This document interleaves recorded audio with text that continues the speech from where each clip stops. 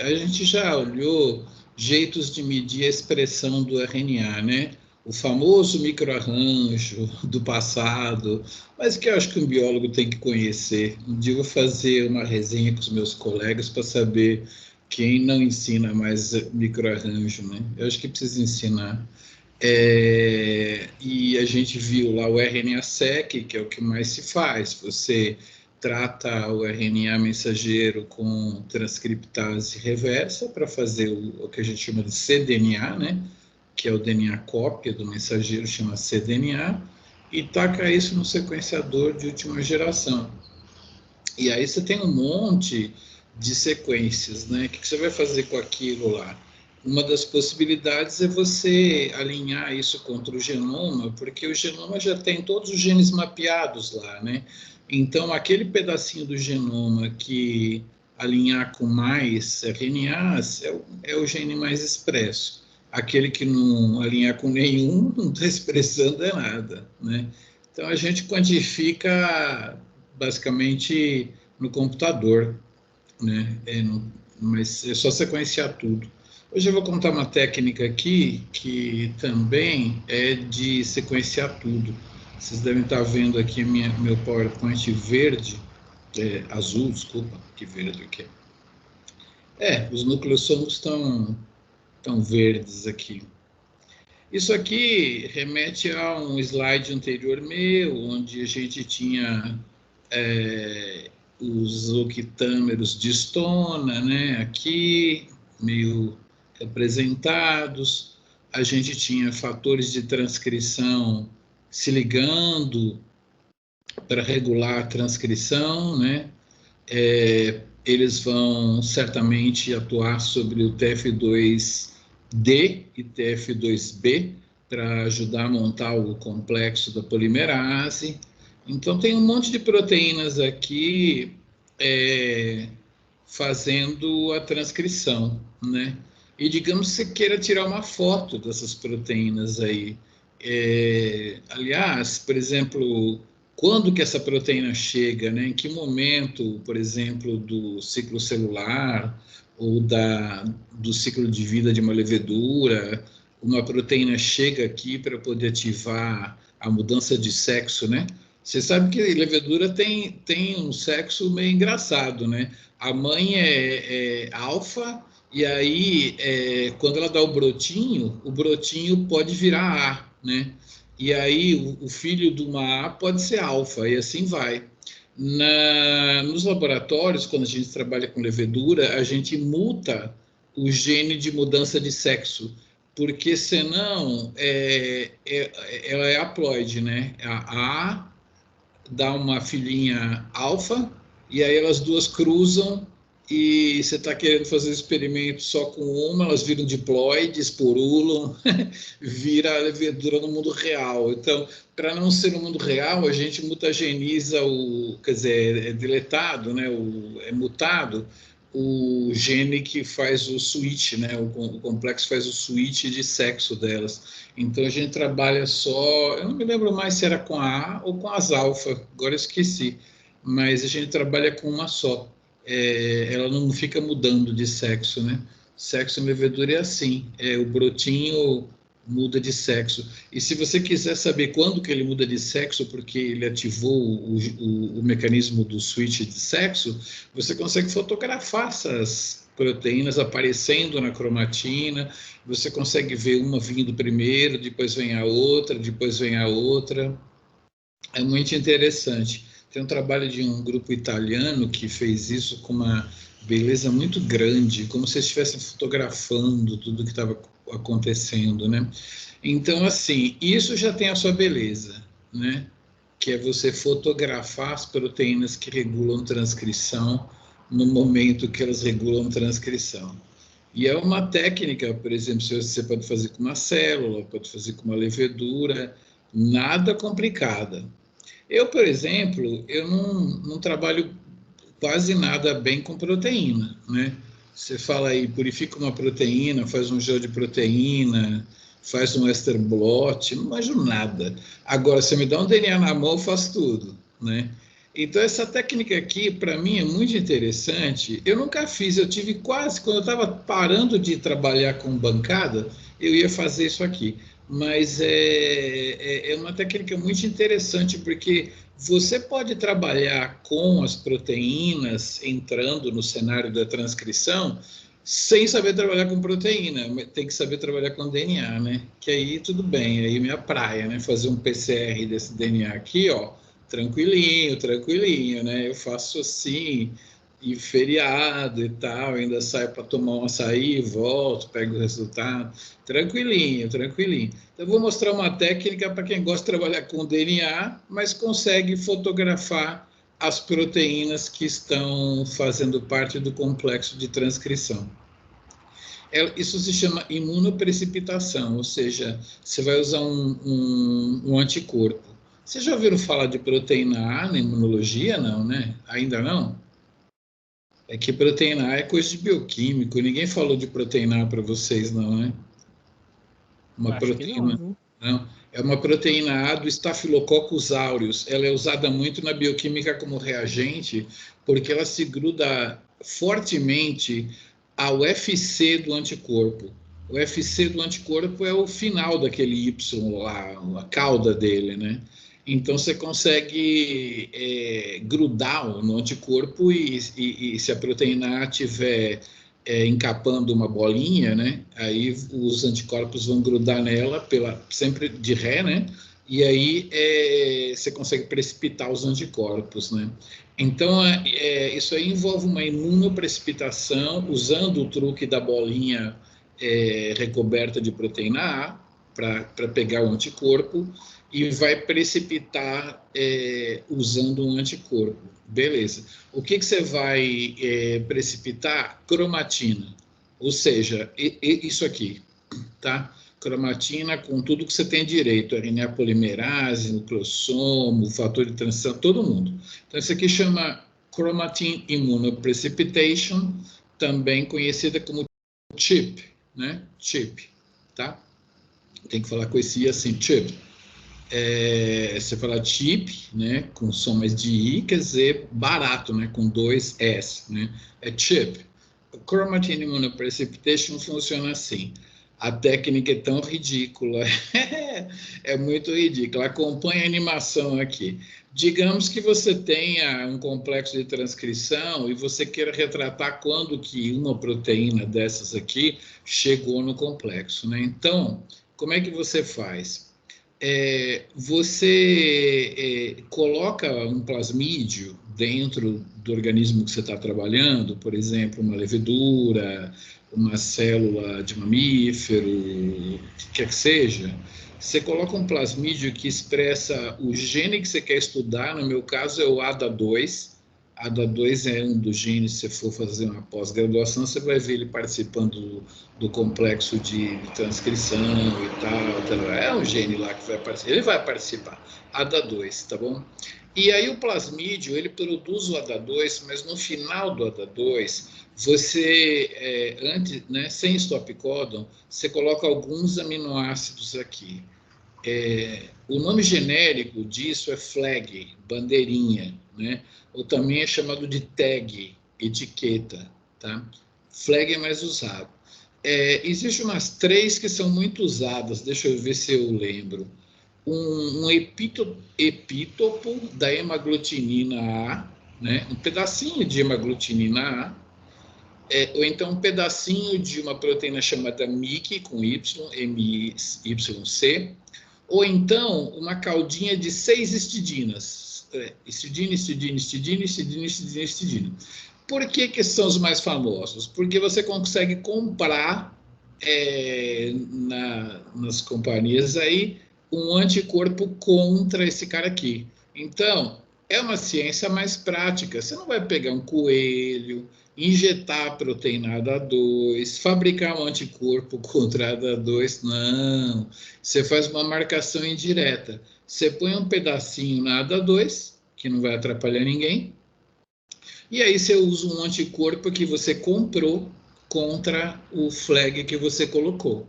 Se for MYC, você compra o anti-MYC. Se for 6 histidinas, você compra um anticorpo contra 6 histidinas, né? Entendeu? É assim, em inglês tem uma expressão que eu tenho que ensinar para vocês, porque a gente vê isso muito nos textos, né? É um anticorpo from the shelf. Shelf é uma prateleira, né? É um anticorpo from the shelf, que você pega da prateleira. É uma expressão em inglês que significa que você não fabricou anticorpo, não. Você simplesmente pegou ele da prateleira. Pegaram da prateleira que você usou um anticorpo que já estava pronto, que você comprou, basicamente, né? Podia se chamar de commercial antibody, né? Então, você compra o anticorpo para fazer isso aqui. Então, perceba, eu tenho um complexo proteico que eu quero caracterizar, e eu botei um plasmídio lá dentro. Eu que trabalho com DNA, faço plasmídio aqui, ó, no final de semana tá pronto, né? ADA2 com flag e tal, eu coloco lá. E aí eu produzo esse cara aqui, tá bom?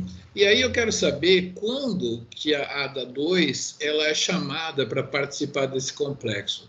Interessante. Eu deixo o pau quebrar, né? E num certo momento a ADA2 vai se associar ao complexo. Ela é recrutada para auxiliar na transcrição. Quer dizer, antes ela não estava lá e agora ela foi, né? Muito bem. Então, eu quero tirar uma foto dela nesse lugar aqui. Eu quero saber quando que ela apareceu. É muito simples. Eu pego a levedura e eu coloco ela 15 minutos, eu acho, né? Dentro de um crosslink, um agente que faz crosslink.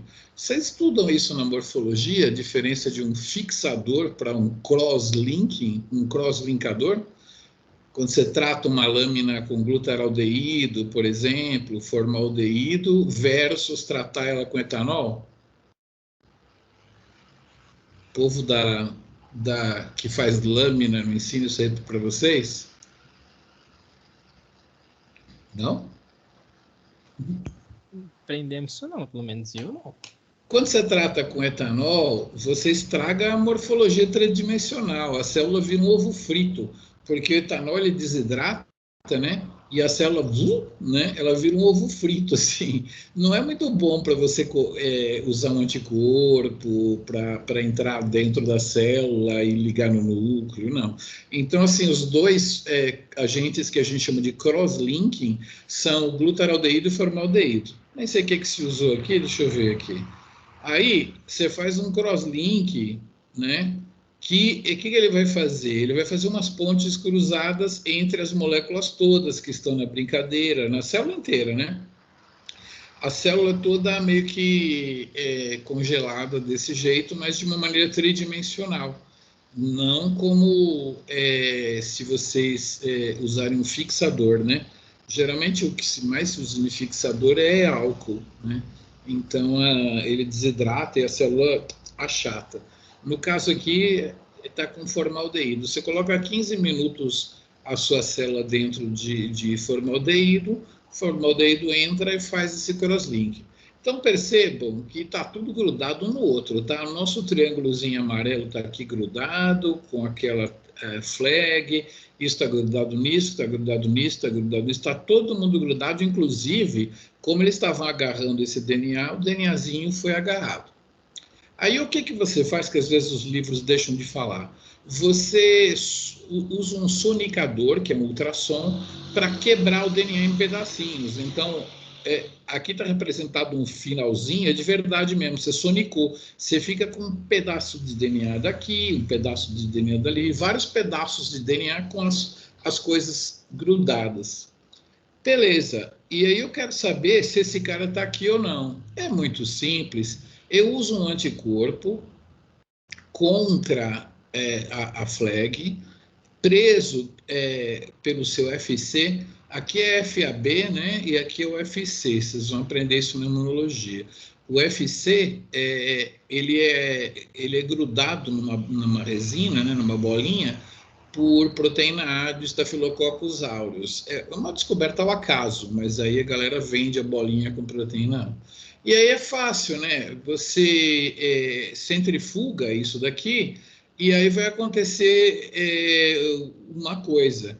você vai fazer um PCR desse promotor aqui, ou do gene, né? Geralmente a gente faz do promotor, desse DNAzinho aqui, que é a região promotora.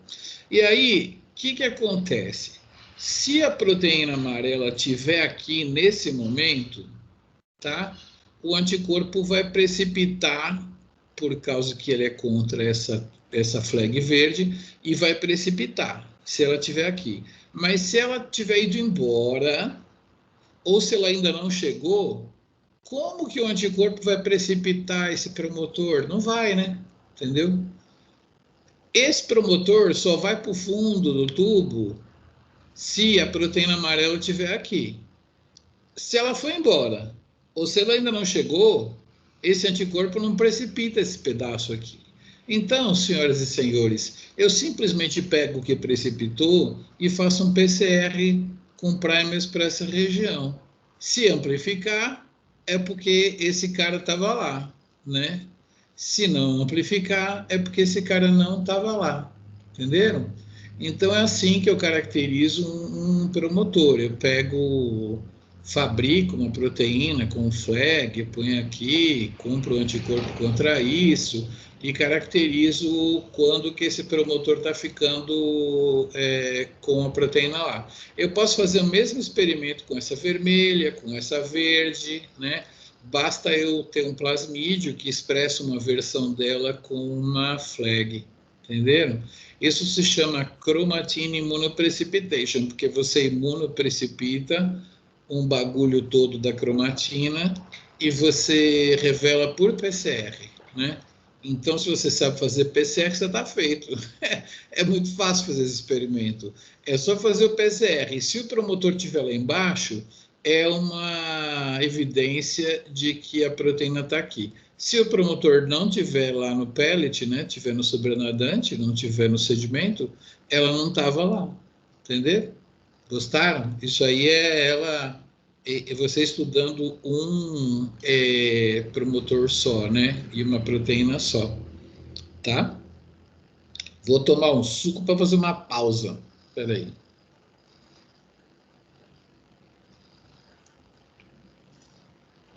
Muito bem. Agora eu vou fazer uma viagem com vocês. Digamos que eu tenha um organismo qualquer, uma levedura, uma célula de mamífero, uma célula humana, né? Uma célula humana muscular, ou, sei lá, epitelial, qualquer coisa, célula de mama em cultura, né? Vamos supor que eu tenho uma célula ali e eu queira saber todos os lugares do genoma dessa célula aonde um fator de transcrição ADA2 se ligou, tá? O que eu faço? Eu pego a célula, eu coloco um vetor de expressão da ADA2 com a flag, ele vai se grudar ali, só que agora vocês vão fazer o favor de imaginar essa mesma cena se repetindo no genoma inteiro. Cromossomo 1, cromossomo 2, cromossomo X, cromossomo Y, tudo. E esses carinha aqui lá ligado em alguns lugares sim, em outros lugares não. Aonde tiver gene regulado por esses caras aqui, ela vai estar lá, tá? Aí você faz o seguinte, você faz o crosslinking, né? Você faz a sunicação, né?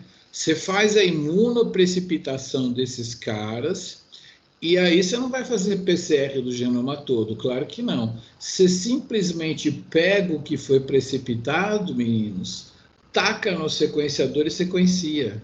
O sequenciador informa para você todos os lugares do genoma aonde esse cara está grudado. Mas você fala assim, mas que experimento maluco, por que eu vou querer saber todos os lugares do genoma que são regulados por esse cara aqui? Já dá uma onda, tá? Já dá uma onda. Só que aí tem um colega seu que faz isso com outro fator de transcrição. Tem um outro que faz isso com outro fator de transcrição. Tem colegas seus que vão fazer isso usando um anticorpo contra a histona acetilada, para poder mapear todas as regiões do genoma onde as histonas estão metiladas. O outro vem lá e faz um experimento para ver as posições do genoma onde as histonas estão acetiladas. E assim vai, né? Todo mundo vai fazendo as contribuições. Quando você vai ver, o mundo já contribuiu para você de tal maneira que você pega um gene que você queira estudar e você sabe todos os fatores de transcrição que grudam no promotor. É sério. O mundo está tão assim, de faz tudo com tudo, que você tem uma base de dados, na verdade tem umas 3 ou 4, né? Eu uso muito uma chamada orégano. O nome é esse mesmo. O pessoal faz trocadilho com as siglas, né? Eu nem sei o que significa orégano, mas eu uso muito uma base chamada orégano, que mapeia aonde os fatores de transcrição estão grudados. Aí, se eu vou estudar um gene do meu interesse, eu sei lá vários fatores de transcrição que estão ali ativando aquele gene, tá? Essa é a situação. Então, o chromatin immunoprecipitation, ele foi usado por muita gente em escala genômica.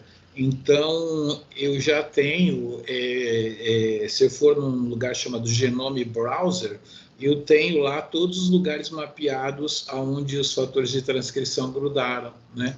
Eu uso a base orégano porque ela é curada manualmente, né? Mas então é isso. Hoje a gente sabe todos os pedacinhos do genoma que foram, que tem fatores de transcrição ali trabalhando. Se você quiser fazer experimento sozinho, você com relação a um gene, você imunoprecipita, igual eu falei aqui, e faz uma PCR deste promotor. PCR é para um cara só, tá? Ou então, você imunoprecipita, pega esse material do precipitado e joga no sequenciador. Pronto. Você vai saber todos os lugares do genoma onde esse cara grudou. Entendeu?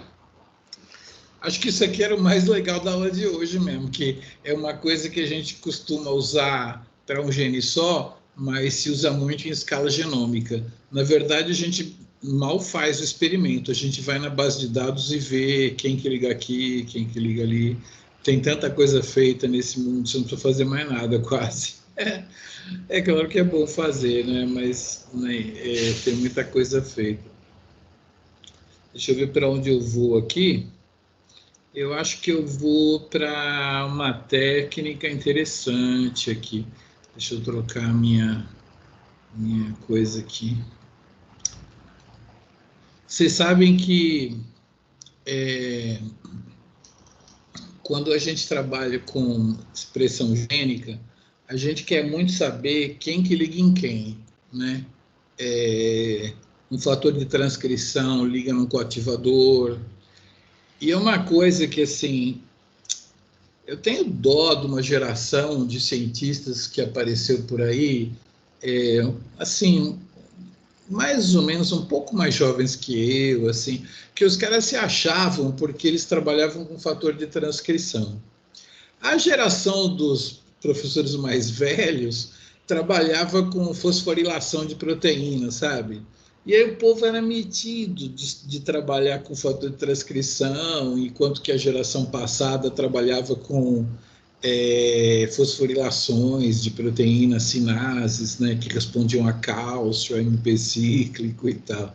Conforme a galera foi estudando, a gente viu que, na verdade, os fatores de transcrição já ficam presos ali no DNA, né? A importância está na proteína sinase, que vai lá, ativada pelo MP cíclico, e aí fosforila ele, e aí ele muda de conformação e passa a ativar. Então, respeitem os mais velhos, porque os caras já tinham revelado tudo sobre as sinases, né? Quando que essa geração que estudou os fatores de transcrição estava lá estudando, né? A importância grande das fosforilações deles, né? Que induz eles a mudarem de conformação para ativarem, né? Então, assim, isso aqui que eu estou falando aqui, ele serve também para protein-protein interaction, né? Interação proteína-proteína, que acontece na célula toda, uma enzima com seu substrato, duas proteínas de uma estrutura da célula, e muito um fator de transcrição com o complexo da RNA polimerase, um fator de transcrição com outro fator de transcrição, um fator de transcrição com correpressor, com coativador, né? E essa técnica aqui, ela se parece com uma pescaria. Você pega uma proteína A, né? E aí você quer descobrir com quem que ela interage na célula. Então, deixa eu ver se meu slide é bom, porque eu nem me lembro. Então, esse sistema, ele é feito dentro de uma levedura. Então, a gente vai estudar, por exemplo, fatores de transcrição do cérebro, mas isso é muito comum quando a gente faz biologia. A gente quase nunca pega um cérebro, abre um cérebro para estudar a regulação gênica no cérebro. A gente usa estratégias muito loucas. Por exemplo, isso aqui você faz dentro de uma levedura. Bom, vocês sabem o que é um tata-box, né? Um tata-box é a região onde a RNA polimerase vai formar o seu complexo. Você precisa ajudar ela, porque senão vai demorar umas 8 horas para ela formar um, depois mais 8 para ela formar o outro. Você tem que catalisar ela aqui com os fatores de transcrição. Beleza, mas está aqui o tata-box onde a RNA polimerase vai aparecer. Aqui está um gene repórter. O gene repórter LAC-Z, ele conta o que está acontecendo se eu der um composto chamado X-gal para ele. O composto X-gal é metabolizado pela beta-galactosidase e quando ele é degradado, ele gera cor azul, tá? Já mostrei ele para vocês aqui numa aula. É um composto que a gente usa muito no laboratório, X-gal.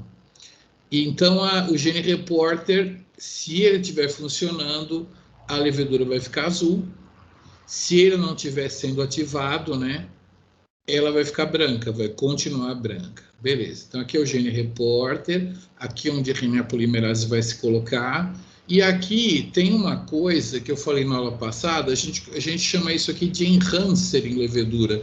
É Upstream Activating Sequence. Sequência ativadora que fica antes, né? Upstream. E é um AS do sistema GAL. Então, tem uma proteína do sistema GAL, chamado GAL4, que ela geralmente gruda aqui e ela posiciona o complexo da RNA polimerase aqui, beleza? A GAL4 é uma proteína comprida aqui. O que nós vamos fazer? Nós vamos cortar a proteína GAL4 no meio. Deixa eu ver aqui como é que vai ser. Aqui é o pedaço da GAL4 chamado DNA GAL4 Binding Domain, né? Essa região aqui, o GAL4 Binding Domain, produz essa proteína. Você tem um plasmídio que produz esse pedaço, só esse pedaço da GAL4. E aí você coloca uma proteína do cérebro que você quer estudar. Aqui está com a letra X, mas é conhecida. Você quer estudar quem que se liga nessa proteína X, tá? Então, você coloca um plasmídio, né, dentro da levedura, o qual vai produzir essa proteína que a gente chama de híbrida, porque ela é metade X, metade GAL4 Binding Domain, beleza? Vocês estão vendo aqui um gene para produção de triptofano. Para a gente manter um plasmídio dentro de uma levedura, não dá para pôr resistência a antibiótico, porque o mesmo antibiótico que mata nós, mata elas, né? Então, não tem muito jeito de colocar ampicilina.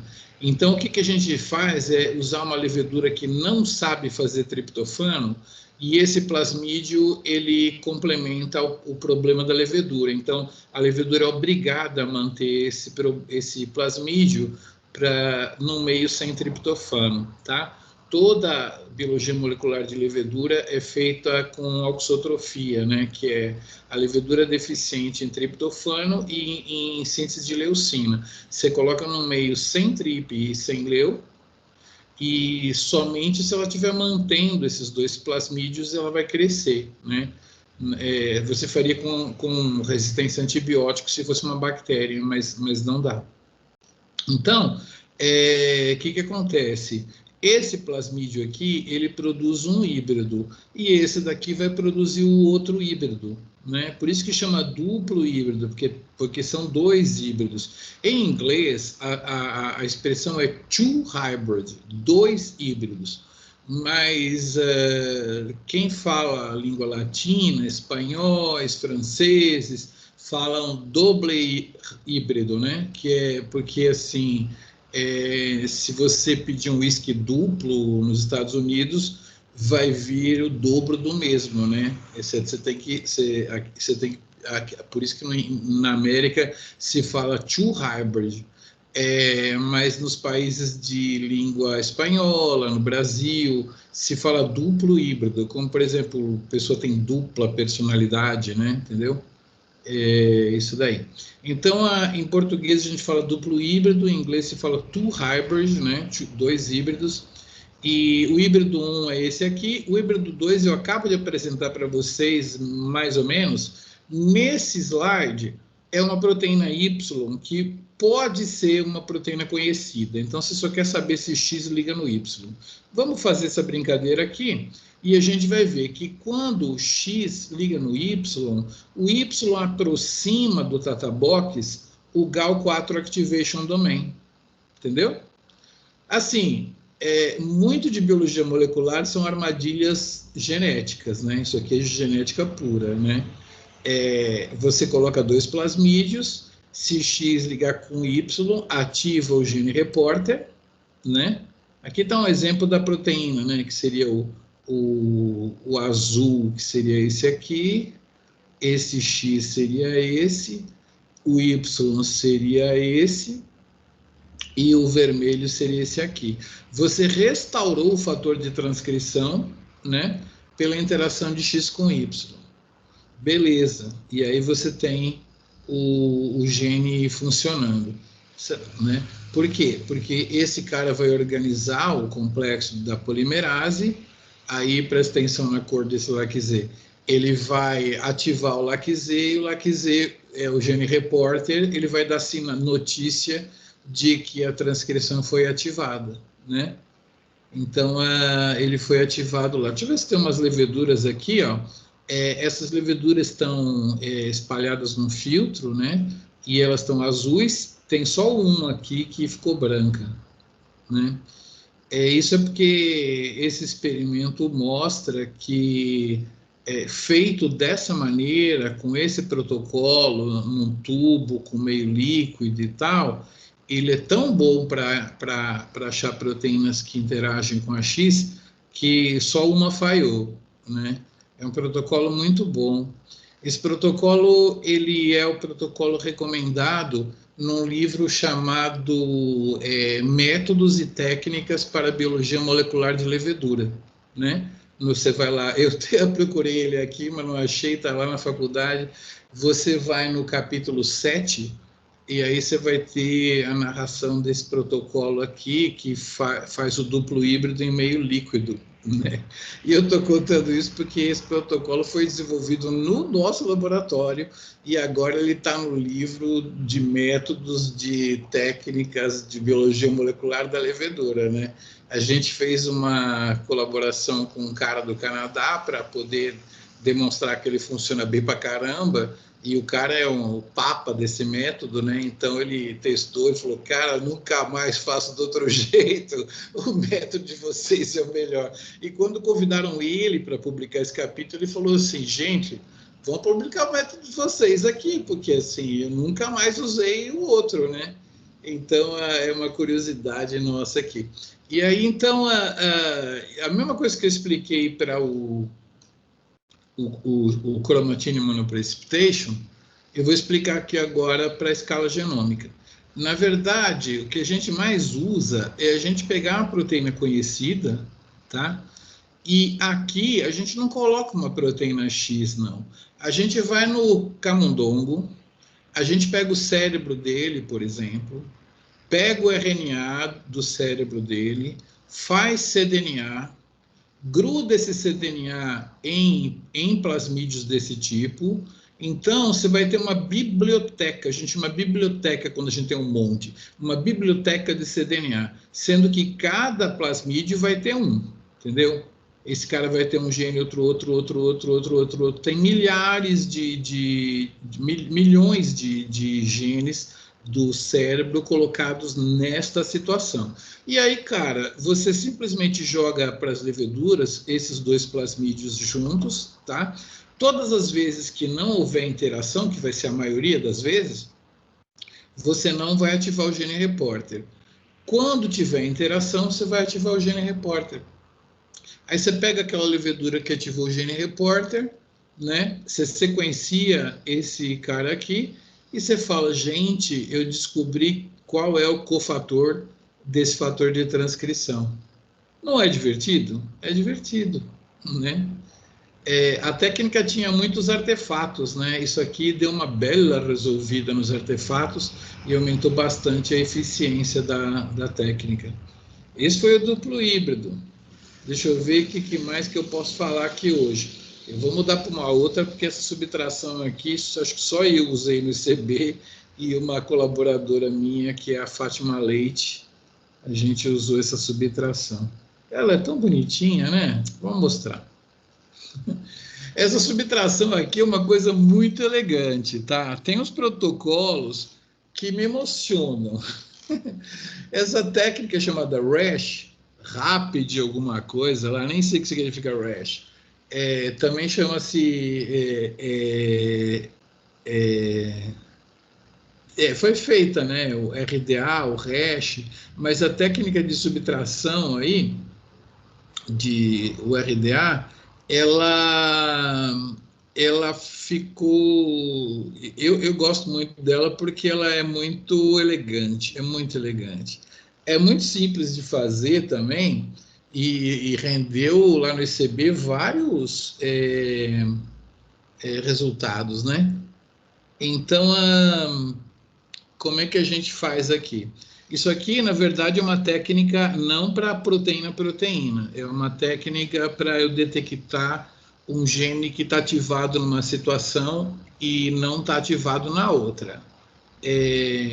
Essa técnica é de antigamente. Hoje em dia, o pessoal taca os RNAs num sequenciador, usa a técnica de RNA-seq, alinha contra o genoma do organismo e sabe o que ficou diferente. Mas essa técnica aqui é uma técnica muito interessante.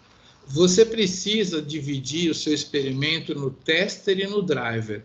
Vamos dizer, por exemplo, que você tem uma célula normal e uma célula tumoral, tá?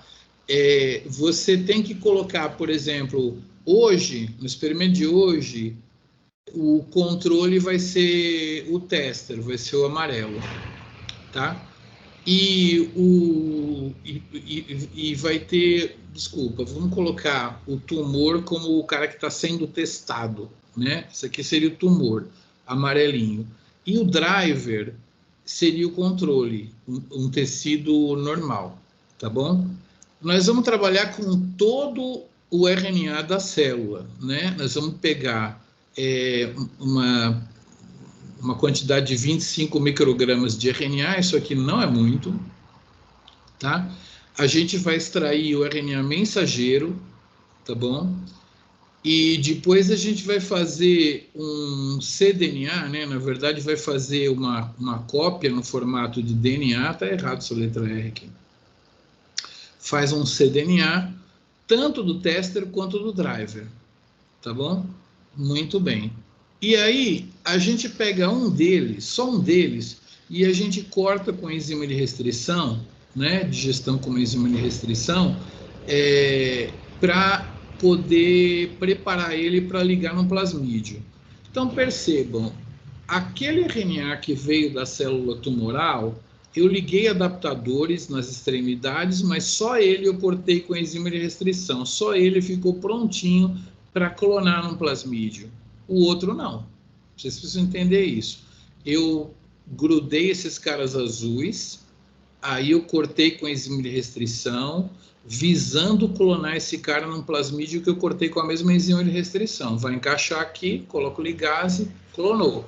Esse cara não vai fazer a conexão com o plasmídio, né? Porque o plasmídio está cortado com enzima de restrição, assim, né? Ele teria que encaixar nessa escadinha, esse cara não tem. Esse cara está preparado para clonar, esse cara não está preparado para clonar. Então, onde é que está a elegância desse negócio?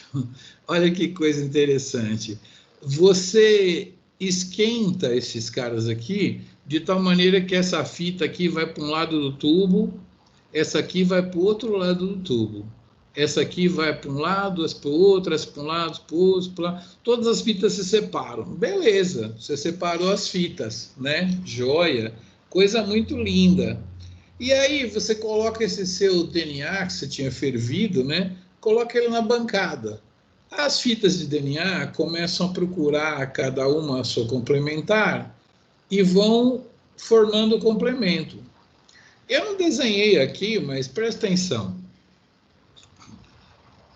Essa fita de cima do amarelo, como ela está numa proporção muito menor, a chance é ela parear, né, esse Watson aqui, a chance é parear com o crick laranja, tá? Pareou com o crick laranja. E a crick aqui parear com o Watson laranja. Ou seja, eu vou estragar a minha preparação para clonagem, tá? E o objetivo é esse mesmo, estragar a clonagem no plasmídio do cDNA amarelinho. Todavia, pense uma coisa comigo. Se um gene ele só é expresso na célula tumoral, você aquece todo mundo, resfria, esses caras não têm o laranja lá para parear errado. Eles vão ficar andando pelo tubo até que eles vão se encontrar, né? Aí você coloca o plasmídio aqui, eles grudam, você põe ligase e sequencia. Você fala, achei os genes que estão expressos no tumor. Olha que coisa linda. É absolutamente simplório isso. Você pega o cDNA e prepara ele para clonagem na tumoral, e na normal você não prepara. Só que você coloca 10 vezes mais, até o desenho está ruim, coloca 10 vezes mais desse que se chama driver, em comparação com o cara que está sendo testado, tá? Esquenta, esfria, todo gene que for expresso nos dois, você sempre vai ter 10 vezes mais desse com relação àquele, a chance vai ser você estragar essa preparação.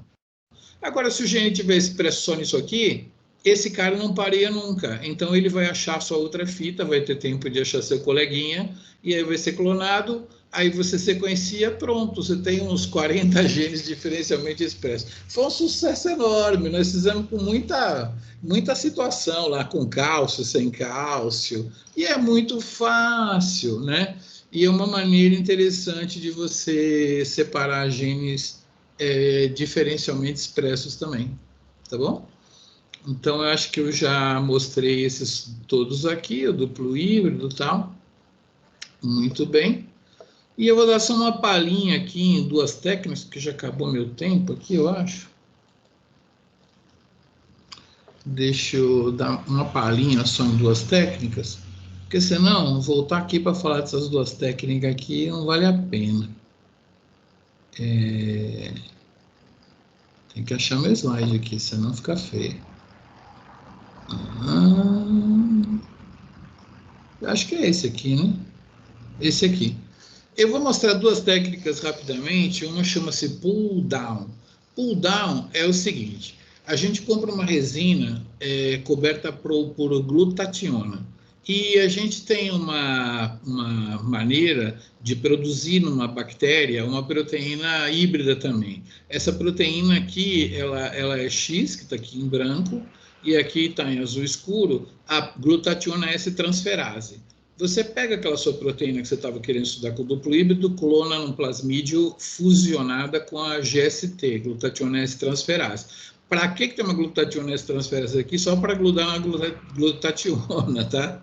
Isso aqui é tudo patenteado. Podia ser com outras moléculas? Podia, mas já estaria patenteado. Aí o cara foi lá e desenvolveu o kit dele com a glutationa S-transferase grudada na glutationa, entendeu? Por que é assim que é gerado esses kits? Então, isso aqui é o seguinte: você está produzindo uma proteína X grudada numa bolinha. Beleza. Aí você vai lá E aí você pega um extrato celular e aí você expõe esse extrato celular a esse produto aqui.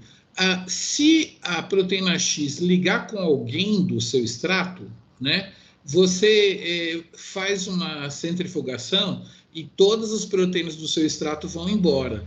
Você purifica a proteína amarela, tá? Como que eu sei quem é essa proteína amarela? Calma, que eu vou explicar várias técnicas de proteína para vocês descobrirem a identidade da amarela. Eu só quero que vocês aprendam o que é a pull down. É uma técnica que você vai lá no extrato e pesca a proteína que liga na X, tá? Como você faz isso? Você pega uma bactéria, expressa a proteína X ligada na GST, compra essa resina, né? Mistura o extrato, mistura a bolinha e centrifuga. Pronto, pull down. Então, isso aí geralmente a gente faz com proteína de extrato, revela isso aqui no Western blot. A gente às vezes faz com proteína radioativa, fabricada em reticulócitos, porque uma proteína amarela em baixa quantidade vai ser vista, né? E beleza, o resto aqui é bobagem. Tá. Agora eu vou finalizar com a imunocoprecipitação. Imunocoprecipitação geralmente é aquele tipo de experimento onde você precipita uma coisa e fala assim, ó, que é isso? Né?